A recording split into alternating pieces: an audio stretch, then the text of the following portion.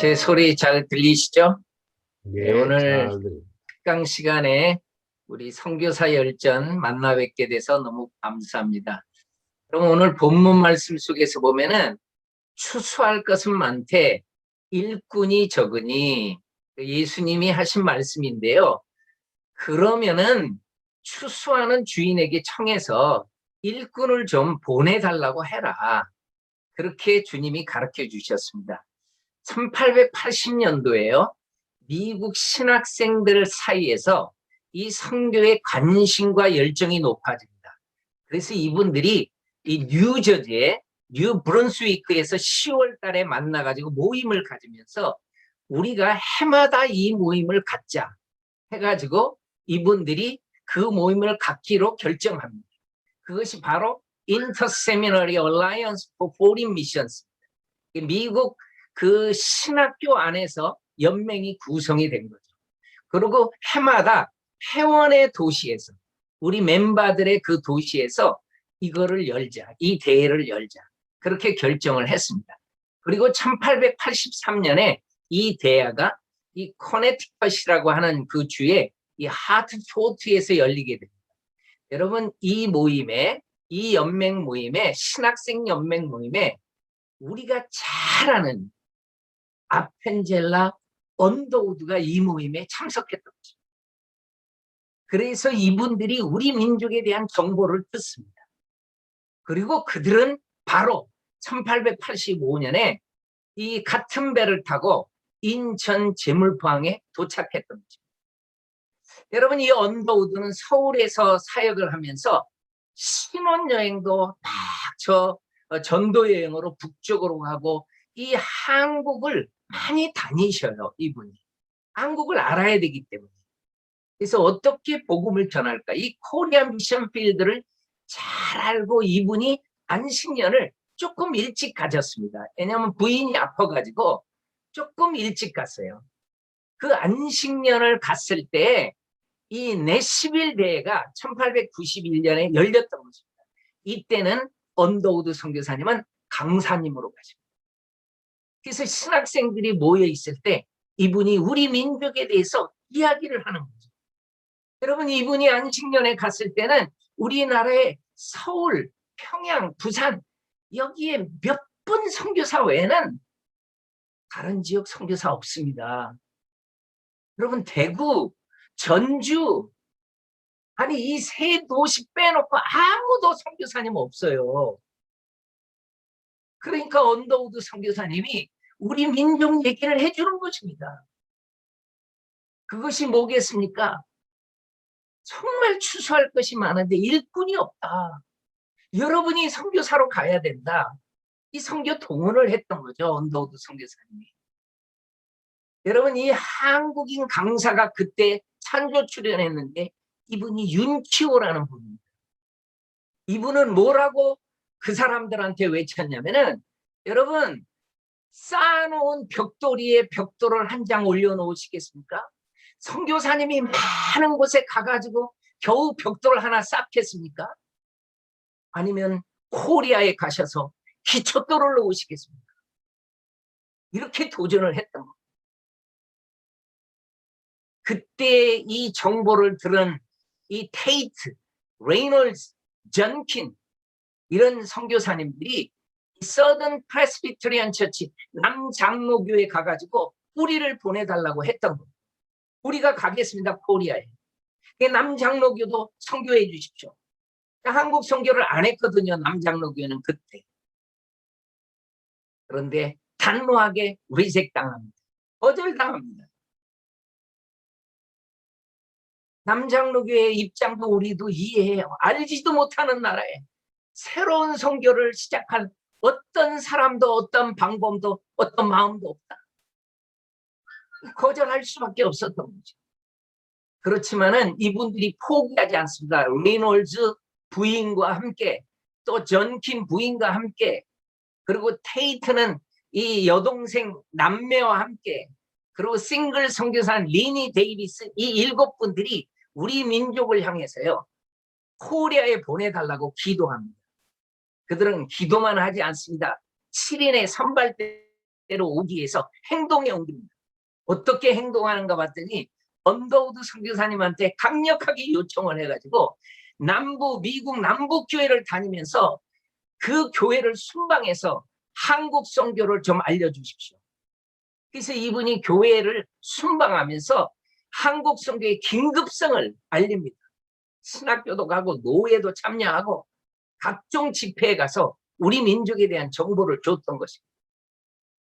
그리고 이 7분들도요, 이 선교 잡지에다가 1892년 2월 달에 한국 선교의 당위성을, 왜 우리는 한국에 가기를 원하는가 기고를 했었어요. 그리고 정말 한국에 가기를 원해가지고 매일 오후 3시에 이분들은 기도 시간을 정해놓고 기도합니다. 하나님, 우리 한국 가게 도와주십시오. 이때 이분들이 기도했던 제목 중에 하나는요, 하나님, 남장로교가 한국 선교를 하게 해주시고 우리도 2년 안에는 한국에 도착하게 도와주세요. 그리고 간절히 기도했어요. 근데 여러분, 놀라운 기적이 일어났습니다. 2년? 아니에요. 2달 만에 응답이 떨어졌어요. 2달 만에 남장로교에서 한국 선교로 가라는 것입니다. 어떻게 이런 일이 일어날 수 있었을까요? 여러분, 언더우드 선교사님은요, 이 존 토마스 언더우드가 여러분이 보실 때 여기 언더우드 선교사님 나이 많으신 분이 장로님인데, 이분도 언더우드고 이분도 언더우드예요. 형님입니다. 이분의 형님. 이 형님에게 부탁을 했어요. 형님, 지금 7분의 선교사 후보생들이 코리아로 가기를 원하는데 도와주십시오. 여러분, 언더우드는요, 이 형님에게 부탁할 수 있는 그것이 있었습니다. 왜냐하면 이 언더우드, 존 토마스 언더우드 장로님은요, 언더우드 타자기를 만들어가지고 사업에 성공하신 분입니다. 그래서 그 이야기를 듣고요, 이 장로님이요, 동생아, 내가 함께 하겠다 해가지고 엄청난 선교헌금을 보내줍니다. 제가요, 이 선교헌금을 한번 알아봤더니 1,500채의 한옥을 살 만한 그런 헌금이었어요. 엄청난 헌금이 미국 남장로교 선교부에 들어오니까 남장로교 선교부가요, 파송을 결정할 수밖에 없었던 거예요. 하나님은 우리 민족에게 정말 필요했던 것입니다. 그래서 이분들이 파송 예배를 드리고 이 7인의 선발대가 기차를 타고 샌프란시스코에 도착해서 한 달간 항해를 해서 드디어 우리 민족에 1892년에 도착했던 거죠. 여러분, 한번 보십시오. 제가 지금 얘기하는 1961년은 얼마 전이지 않아요. 이 1961년에 3주간의 배를 타고 오시는 선교사님이 있어요. 이 남장로교의 마지막 주자입니다. 그러니까 첫 주자는 1892년에 왔고 마지막 주자는, 거의 마지막 주자는 1961년에 왔던 이 젊은 선교사가 우리가 지난주에 모셨던 이 데이비드 로스 선교사님 부부입니다. 이분들이 마지막 주자였어요. 오대원 선교사님. 그래서 우리가 이분을 한 주간 모시고 집회를 하면서 우리 피난선역 주체로 해서 아주 이벤트를 했죠. 그래서 저 선물도 갖다 주고, 그래서 이분들이 60주년 선물을 제일 먼저 받았어요. 제가 이 사진을 올려주신 분에게 감사합니다. 우리 서명숙 선교사님이 올려주셨어요. 여러분, 7인의 선발대는 제물포에 도착해서 서울에 가가지고 열심히 언어를 공부합니다. 선교사님하고 같이 실습도 하고, 여기 한국분이 장인택 이분이요, 이분들에게 언어를 잘 가르쳐줘요. 그리고 이 루이스 테이트, 마티 테이트, 이 두 분은 남매입니다. 남매. 제가 오늘 이 7분의 선교사님 가운데 이 남매 선교사님을 좀 중심으로 여러분에게 나눠드리도록 하겠습니다. 이 남장로교 선교 일지를 보면은 뭐라고 적혀 있냐면은 1893년 1월 달에 장로교 공의회를 열어가지고 이 커미티 어그리먼트라고 예양 협정이라고 부르는 건데 선교사님들을 이제 장로교, 호주 장로교, 캐나다 장로교, 북장로교, 남장로교 해가지고 지역을 분할해 주는 거예요. 근데 이때 결정에 남장로교가 호남 지역, 충청도 일부를 맡았어요. 그러니까 바로 이 남장로교에서 전주를 탐방시킵니다. 정킨하고 테이트 선교사님이 전주로 오게 되는 거예요. 그리고 이분이 전주에 오셔가지고 참 산골짜기에 있는 아름답게 자리 잡은 5만의 인구를 가진 도시다. 그리고 이 사진에 찍힌 요 문이 풍남문입니다. 전주 읍성의 남문입니다. 여러분 전주에 가면은 지금도 이 풍남문이 남아있습니다. 이분들은 1894년에 2월에 전주 사역을 남장로교에서 결정을 한 다음에 우리 정혜원이라는 한국 조사를 보내가지고 집을 사가지고요. 여기에 보니까 his sister, Miss Matty Tate.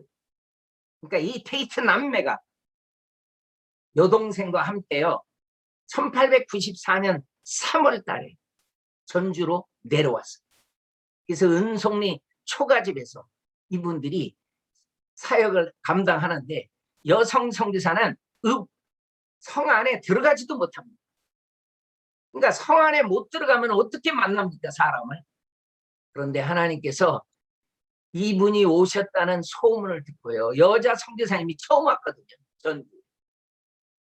많은 여인들이 다 구경, 구경 전도가 시작되는 거예요. 그리고 여성들은 올 때마다 질문을 합니다. 어떻게 오셨어요? 왜 오셨어요? 그러니까 막 반복적으로 얘기를 하다 보니까 이때 한국어 실력이 엄청나게 늡니다. 그래서 이분이요 정말 한국말 잘했어요. 아주 속어까지 다 알면서 그 여성들을 전도했다고 합니다. 그런데 이분들이 오신 다음에 얼마 후에 동학농민혁명이 일어났던 것입니다. 바로 전주하고 가까운 고부에서부터 일어나기 시작을 해가지고요. 여러분 전주성이 5월 31일 날 동학농민혁명에 그분들한테 함락돼 버리거든요. 그러니까 벌써 그 전에 이분들은 급히 전보를 받고 서울로 올라가가지고 어떻게 해서든지 전주에 빨리 내려가려고 상황을 살피는 것입니다. 그래서 이 테이트 선교사님이 또 내려와서 2개월 동안 머물고 또 내려와서 3개월 동안 집 2채를 사고 그러면서 준비를 하다가요.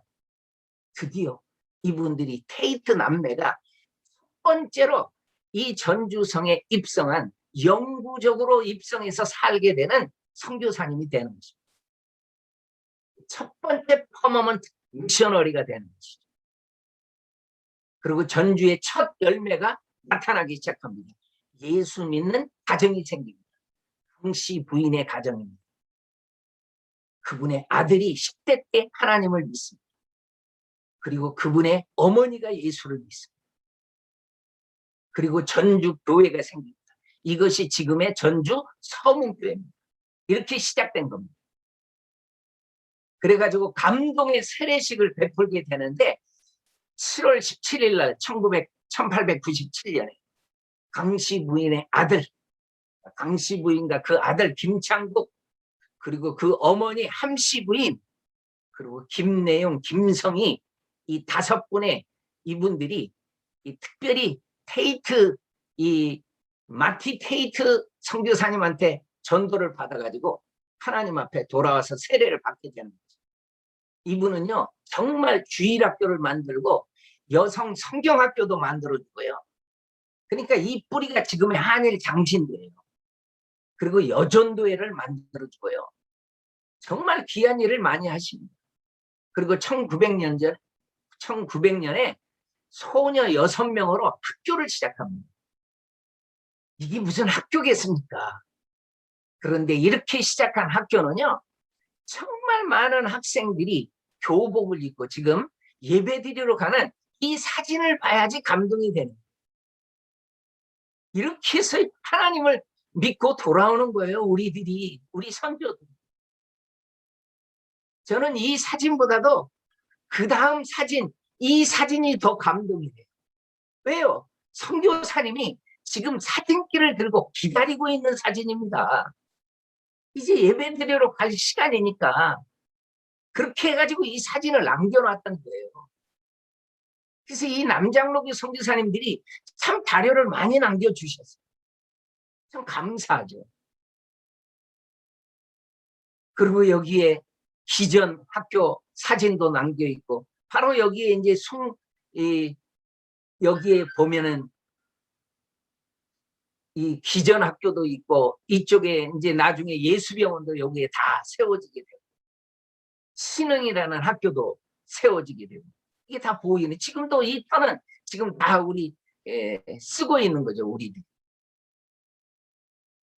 이분들이 일꾼 세우기를 했을 때 14살에 세례를 받았던 이 김창국, 이 소년을요, 공부시킵니다. 그리고 하나님의 종으로 만들기 위해서 신흥학교 2대로 졸업시키고요. 제일 먼저 공부를 시키고요. 그리고 숭실, 평양에 보내가지고 숭실에서 공부를 시키고요. 그리고 평양신학교에서 공부를 시키고요. 그래가지고 이 14살 소년이 선교사님 만나가지고 목사님이 되는데, 그분이 바로 김창국 목사님. 이분은 정말 귀한 사역을 감당하는데, 이기풍 선교사님이 제주도에서 너무 몸이 아파가지고 그 섬에서 있을 수가 없을 때, 이분은 김창국 목사님이 이기풍 선교사를 대신해서 제주도로 가서 목회를 합니다. 그래서 제주의 성례교회 이 이기풍 목사님 다음으로 담임 목사님을 해요. 그리고 이분은 광주 제1교회를 섬깁니다. 4대 목회자로 섬기다가요. 그리고 양림교에서 정말 오랫동안 섬깁니다. 광주에서만 25년 사역을 하십니다.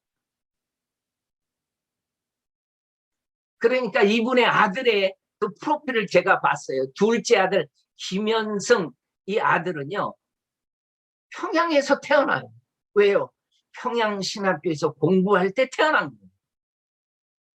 제주도에서 초등학교를 다녀요. 왜 그러죠? 제주 성례교에서 담임 목사 할 때 이분이 학교 다닌 거죠. 이분이 광주의 숭일 고등학교를 다녀요. 왜 그렇겠습니까? 광주에서 아버지가 목회하는 거죠. 다 연결을 포인트가 있는 거죠. 그리고 이분은 시인이 되고 교수님이 되더라고요. 그래서 광주의 무등산에 가면 이분의 시비가 있다. 저는 이 시비는 못 봤어요. 그러나 제가 본 시비는 양림 동산에 있는 시비입니다. 여기에는 이분의 시비가 있습니다.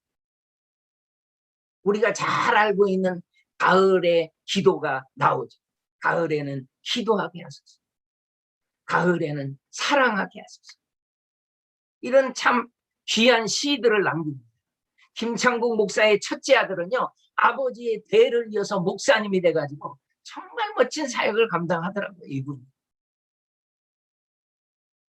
그리고 셋째 아들은 교수님이 되고, 넷째 아들은 교장으로서, 장로님으로서 믿음의 명문 가정을 이루더라. 이런 일이 있을 수 있죠? 선교사님이 아니면은 이런 분들이 나올 수 있나요? 이런 가정들이 나올 수 있나요? 목숨 걸고 와서 목숨 걸고 사역했던 이 테이트 남매 열매들이 곳곳에 나오는 거예요. 엄청난 많은 분들이 나옵니다. 테이트 남매 영원 사랑은 누구보다도 남달랐습니다. 그들은 전도인으로서 정말 한평생을 바치더라고요. 순회 전도를 하는데 전주를 베이스로 삼아가지고 김제로, 익산으로, 정읍으로, 금구로, 태인으로, 고부로, 흥덕으로, 부안으로, 임실로, 남원으로 곳곳을 다니면서 전도를 하시고, 이분이 남긴 글을 보니까 나는 마을에 가면은 낮에는 전도하고 저녁에는 집회를 가졌다. 그리고 1908년에 선교 보고서에서는 좀 기쁜 보고가 나오는데, 나는 말을 타고 다니다가 이제는 때는 자전거를 타고 다니다. 곳곳을 다니면서. 그리고 팀 사역을 하면서 어학 선생님도 모시고 가고, 성경을 파는 분들, 경건서적을 파는 매서인도 모시고 가고, 2명의 진권 선교사님들이 당시에 순회 여행을 떠날 때는요, 돈을 여관에다 내야 되는데 이 엽전이 너무 무거운 거예요. 그래서 이 마부를 안 데리고 다닐 수가 없었더라고요. 그래서 진군과 동행하면서 곳곳을 다닙니다. 전주의 병원 선교는요, 참 하나님께서 감사하게 준비된 선교사님이 있습니다. 이분도 이름이 마티인데, 마티 잉골드라는 이분이요, 볼티모어 여자 의과대.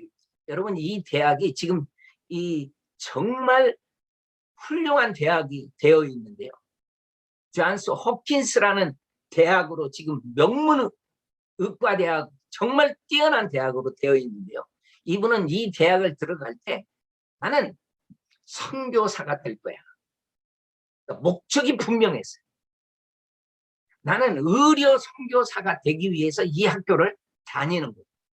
분명하게 목적을 가지고 이분은 선교사로서 이 대학을 다니면서 드디어 이분이 1897년에 오셔가지고 전주에서 클리닉을 열고, 그것이 바로 우리의 전주의 지금 예수병원입니다. 꿀이죠. 그리고 양반들도요, 뭐 병들어서 죽게 되면은요, 다 이분 모십니다. 왕진 갑니다. 뭐 가방 하나만 들면 성내에 아무 데나 갈 수 있을 정도로 정말 많은 분들이 이 치료받고 돌아오게 됩니다. 이 마티 테이트는요, 이 마티 잉골드하고 이름도 같고 정말 마음도 맞아가지고 이 사역을 감당하는데, 여러분, 이 마티 잉골드가 들어올 때 이 오빠가 마중 나갔거든요.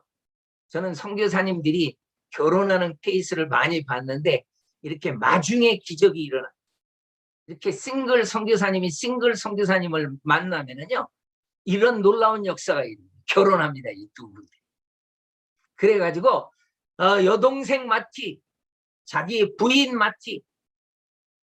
그래서 이 테이트 선교사님은 이 패밀리, 이 세 분이 정말 귀한 사역을 잘 감당합니다.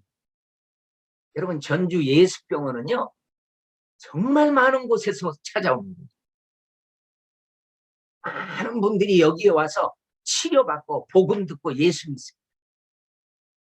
그래서 한 시골 마을 사람이 예수병원에서 치료받고 복음을 듣고요, 자기 마을에 가가지고 교회를 세워서 선교사님들이 방문하면서 그 교회를 돌봐주는 거거든요.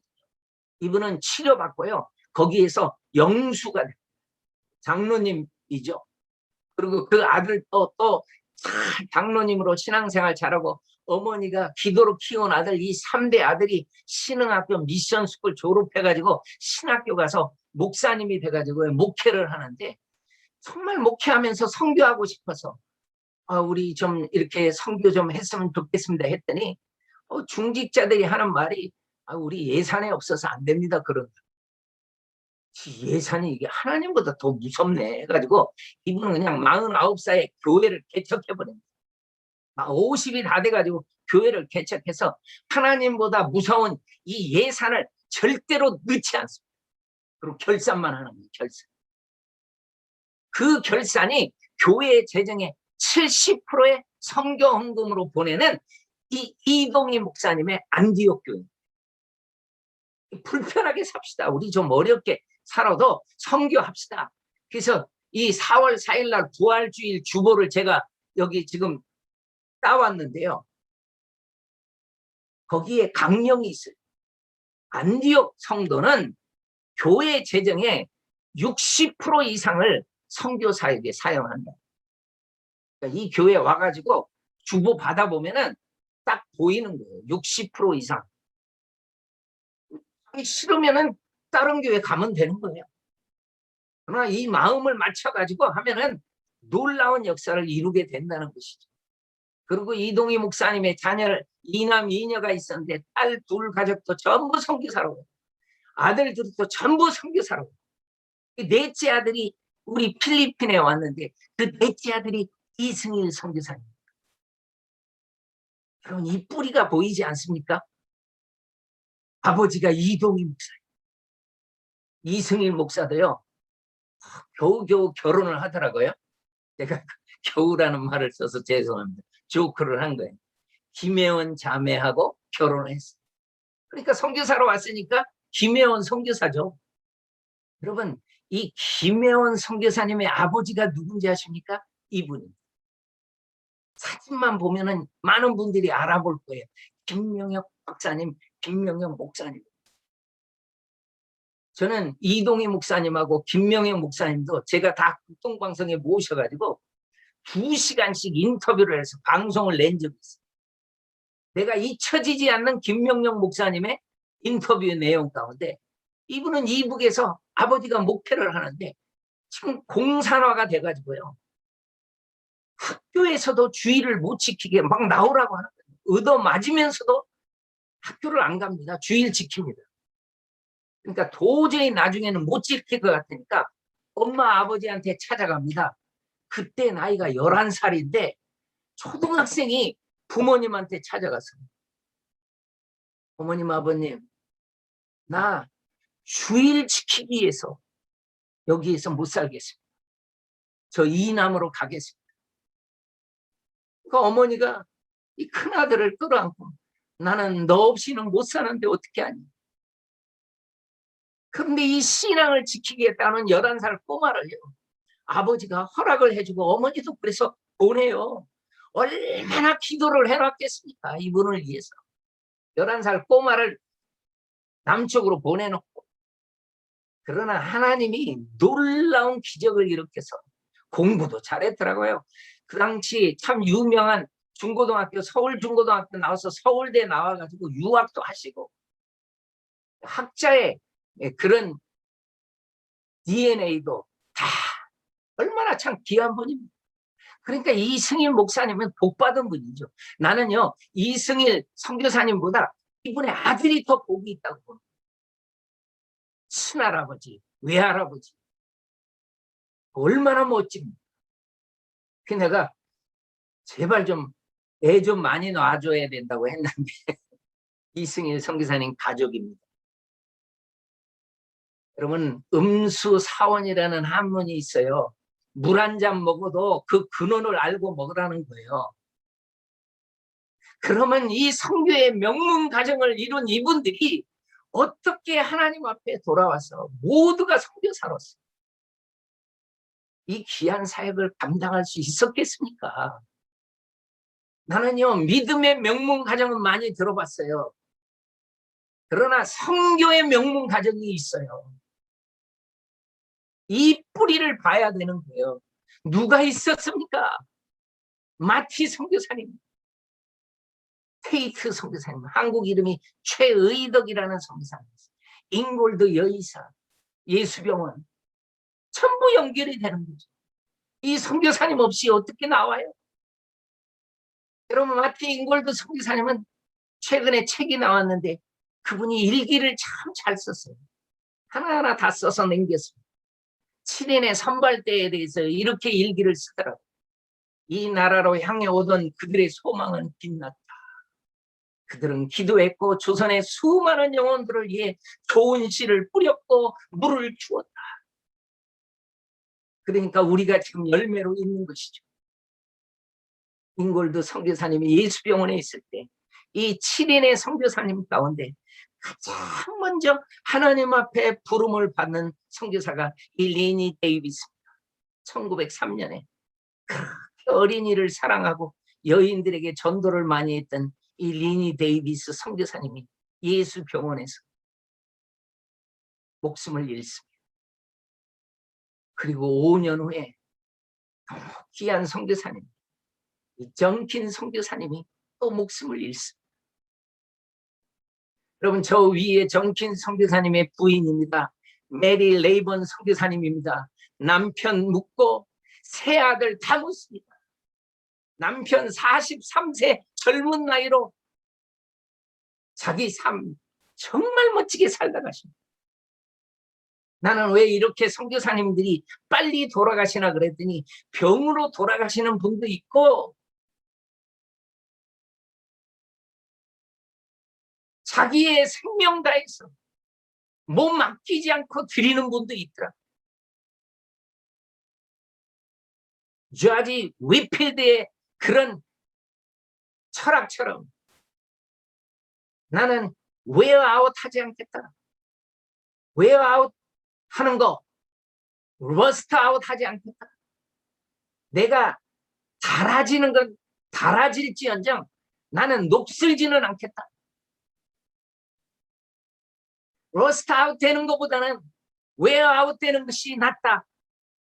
자기 삶을 그렇게 드리더라고요. 그래서 기진맥진해서 돌아가시는 선교사님도 계십니다. 이런 정킨 선교사님 같은. 그러니까 이분의 삶이 얼마나 아름다웠던지 그 전주에 생긴 여학교를 전킨 메모리얼 걸스쿨이라고 이름을 바뀌면서 전킨을 기념한다고 해서 기전이라는 이름이 되는 거예요. 기전은 그렇게 해서 생기는 거예요.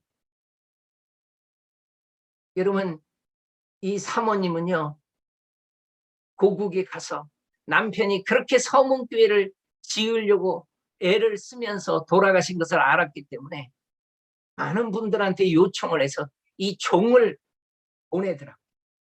이 뜻이 너무 귀하니까, 물론 일제가 종 다 뛰어갔지만은 서문교회는 이 뜻이 귀하니까 종탑을 앞에 세우는 거예요. 여러분, 최희덕 선교사님요, 결혼해가지고 정말 아이를 갖고 싶었을 거 아닙니까? 그 아이가 임신이 됐는데 일기 가운데 무슨 일기가 나오냐면은 우리는 그렇게 원했던 작은 생명을 잃어버렸다. 첫 아이를 임신했는데 그냥 죽은 거죠. 딸이었습니다. 헤이트 선교사님은 3년 동안 한국 사역을 감당하면서 78교회를 설립합니다. 그 이분도 몸이 이제 나이도 많고 육순이 넘고 몸이 너무 불편해가지고 그래서 귀국을 하게 됩니다. 자기 삶을 다 드리고 미국 플로리다에서 잉골드 선교사님이 모시고 가가지고 플로리다에서 이분은 주의 품 안에 잠들게 됩니다. 그리고 잉골드 선교사님도 자기의 삶을 다 드리고 바로 이 묘가 테이트 선교사 부부묘.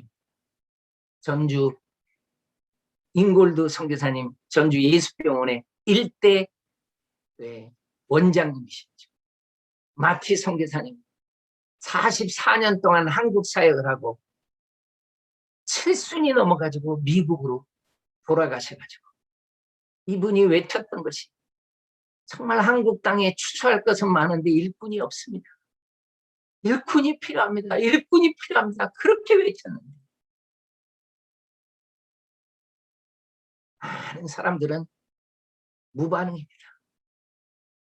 저는 기독교 역사를 연구하다가 선교사를 특별히 이 미션 히스토리를 연구하다가 수많은 기독교인들이 있었습니다만 가장 많은 반응을 일으킨 사람들, 가장 무반응을 일으킨 사람들이 선교에 대한 무반응. 선교에 관심도 없이 살다 죽어요.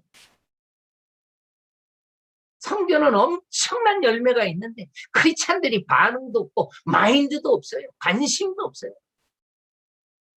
그러니까 이 마티 선교사님은 사람들이 이 무반응에 그 칠순의 노구를 이끌고 다시 한국으로 오더라고. 다시 한국. 그래가지고 자기 노년의 삶 1936년에서 38년 동안에 자기의 삶 다 드리고 이제는 더 이상 견딜 수 없는 병으로 또 나이가 많고 하시니까 견딜 수 없어서 이분은 자기의 고향 땅을 떠날 수밖에 없죠. 전주를 떠납니다. 그리고 이분도 주님의 품에 안깁니다. 저는 테이트 선교사님의 스토리를 여러분에게 전하면서 여러분들은 지금 땅끝에서 사역을 하시는 분입니다. 저는 이 복음 성가가 정말 감동이 돼서 여러분도 한번 1절만 잘 가사를 생각하고 여러분의 삶도 한번 생각하면서 같이 이 찬양을 드리려고 합니다. 주께서 주신 동산에 땀 흘리며 씨를 뿌리며 내 모든 삶을 드리리. 날 사랑하시는 내 주님께 비바람 앞을 가리고 내 육체는 쇠잔해져도 내 모든 삶을 드리리.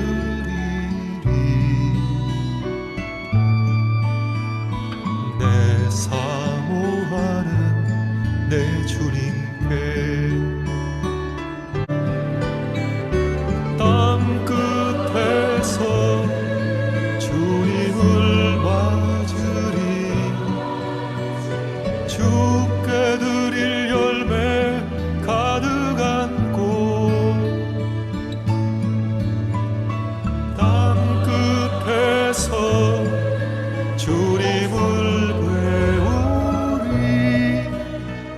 주께 드릴 노래 가득 안고 땅의 모든 끝 찬양하라. 주님 오실 길 예비하라. 땅의 모든 끝에서 주님을 찬양하라.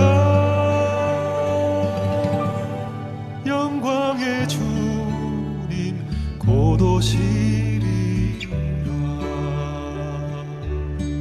하나님, 한국 땅에 선교사님들 많이 보내주셔서 감사합니다. 이제 우리가 그 열매가 되어 우리가 그 빚진 자가 되어 땅 끝에서 주님을 맞이하기를 원합니다. 주께 드릴 많은 열매를 간직하고 하나님을 배우기를 원합니다. 하나님, 우리 선교사님들의 삶 속에 축복하시고 그 은혜를 언제나 베풀어 주시옵소서. 예수님의 이름으로 기도합니다. 아멘.